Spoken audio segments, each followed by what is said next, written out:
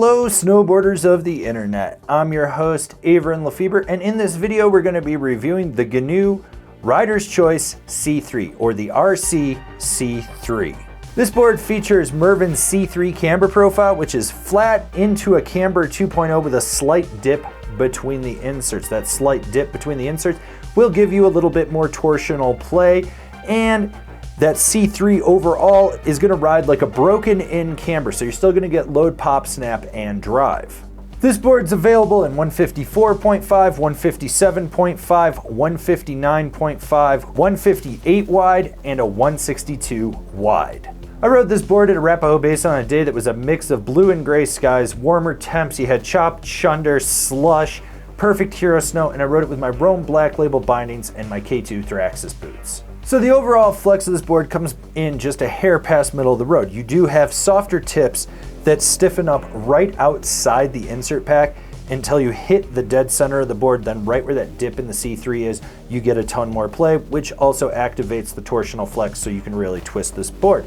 Now, when it comes to the stability, I do believe that they softened up the tips. So now you're getting more chatter, and that does resonate back underfoot unless you get on top of everything like the ruts and stuff. Then the middle of the board is the most stable section and it will actually plow through everything. But until you do, you're gonna feel everything that nose and tail is hitting, especially that nose. It just reverberates back under the front foot.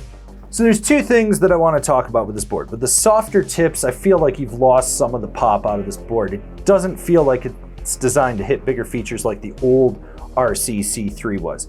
It just gets a little mushy when you load up that camber and roll back on the tail, so you're not getting as much pop. But when you're on edge, that ASIM chip gives more power and you feel that. So if you're coming off your heel or your toe, you're gonna get a little bit more power out of it. It just works that way.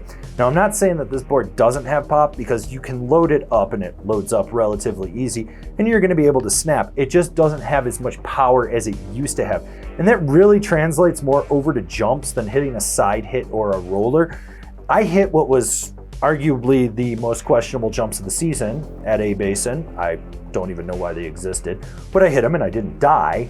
And this board did okay with them, but it could have done better if it was a little stiffer in the nose and the tail, in my opinion. I'll say this, with the softer tips in that flat section in the C3, it gives you an optimal platform for buttering. You can really get sideways, play around, swizzle and sizzle, and then if you bring in your weight more towards the underfoot or just outside towards the nose of the insert pack, you can engage that C3 section with the camber and get a little bit of pop out of it.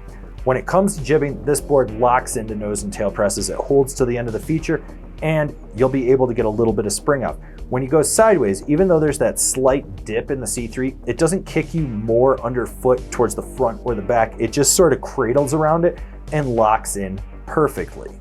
The big thing to talk about with carving on this board is the ASIM chips. They're more elevated on the toe than the heel. This changes the leverage and how you actually engage them into a turn, and you're gonna notice that when you're steering underfoot, you get more power.